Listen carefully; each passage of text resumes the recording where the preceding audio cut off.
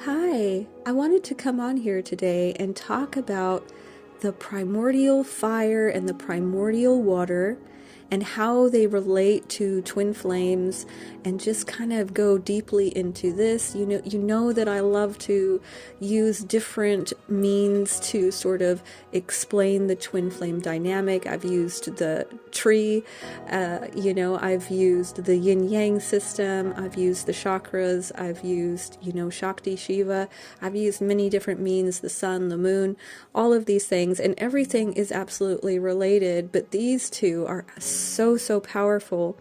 I have been, over the last year and a half, have been working with the energies of water and fire, and it has been so profound. It's been the most profound of all of the different ways that I have received downloads and information is through working with these two energies that are extremely powerful. One of my most recent videos, which was on the Lionsgate portal, in this one, I really go over in there speaking about the dragon and the lion and the primordial water, primordial fire. So this is the theme, okay? And I'm going to be talking about this again probably in another video too, because there's a lot to unpack here. And so, at the moment, we're just going to keep rolling with that fire and water energy. Also, sometimes I get asked and people wondering basically, where do I get my information from and how do I get my downloads? And really, I do not get my information from galactics or Palladians or any other cosmic race or anything of this sort. Not that it's wrong or bad, it's just not how I operate. It's not how I do it.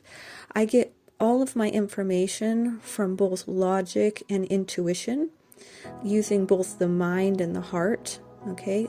The masculine and the feminine, and basically divine light and divine darkness, the sun, the moon, the planets, the trees, the mountains.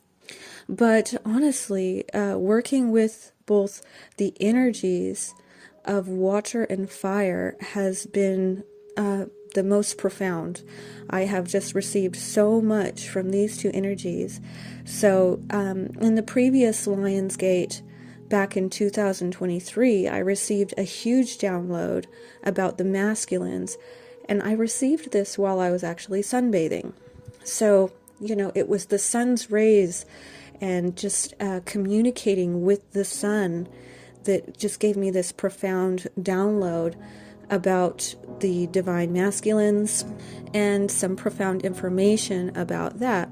There is a video, I can leave that linked in the description box below. And then this year, on this Lionsgate 2024, I received a very big download again, and this time it was about the feminines, and I received this download while I was having a bath. So obviously this is in water. So while I was working with the energy of water, I received this massive download. And both times that I received these particular downloads, it brought me to tears. I was extremely emotional. I felt immense protection around me as I was receiving these downloads. And I will be revealing this one about the feminines that I received this year when the time is right. I'm not feeling led yet to fully unpack that just yet. I have to be sort of mindful of, timing, divine timing, if you will. So yeah, that will come out in basically whenever I'm guided to do so. So in Genesis, it says that God swept over the face of the waters. Okay? Now this is because water represents the original primordial matter that was penetrated and it was fertilized by the primordial fire. Water is the feminine principle, and it extends outward, and it will spread as widely as possible over the surface, and it will disappear underground through every available crack or crevice. And water is the matrix, the womb of life, and it has the qualities of receptivity and adaptability.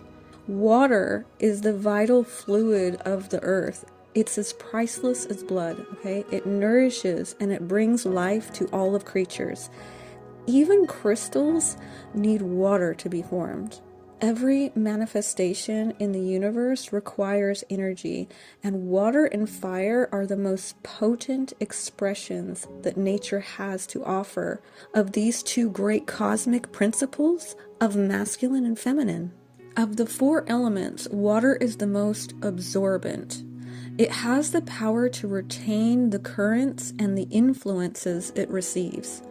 So this is why you can infuse your drinking water with blessings, with the energies of the moon, and much more, of course. Water is a supreme medium of the divine. Water is a reflection of the soul. It's that etheric substance that records everything. Even the Akashic records is of a watery substance because water absorbs, so everything is recorded through this sort of etheric water. And it's the primordial fire that sets water in motion. Fire represents spirit, and water represents matter. Fire is love, and water is wisdom. Water flows downwards, it's descending, and it tends to spread outwards. Where on the other hand, fire tends to rise, and within a narrow limit, to make its flames converge towards a single goal. Fire is spiritual water, which is the spirit. It's light. Fire represents the boundary between the physical and the etheric planes. And fire is here to teach us to detach from the material. The celestial fire seeks the path of purity, of selflessness, and of sacrifice, justice, kindness, to burn away all impurities and transform into beings of light. Celestial fire is love, intelligence, and power. We have to learn to throw our jealousy, selfishness, hatred, and lust into this cosmic fire to be burned like wood to the flame, to be purified. But the problem with these two very powerful forces that has the power to do so much, right, has the power to create, if you actually try to unite fire and water, they will both destroy each other. Water, which gives birth to life, can extinguish fire. And fire, which also gives life, can make water disappear by evaporation. So they both have to find a way of adjusting themselves to reconcile their differences, basically. Because if we just try to just mix these two together, we're going to lose both of them. So now I want to discuss these two polarized energies in regards to twin flames. Now, in previous videos, I have spoken about how the masculine gives from below and the feminine gives from above, and how it's a system of giving and receiving. And if you look at the movement of a waterfall, it resembles that of a fire in reverse. And the flames of a fire are like a waterfall flowing upwards. And we can also see this same energetic concept when we unite both the yin-yang and the torus field. Here we have a circle which represents the feminine and water which goes downwards and spreads outwards.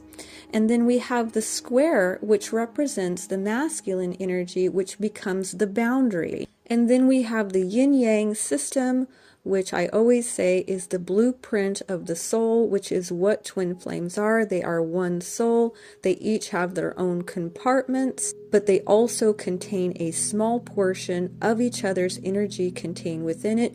And then we have this flowing system of the energy both moving up and then coming out back down.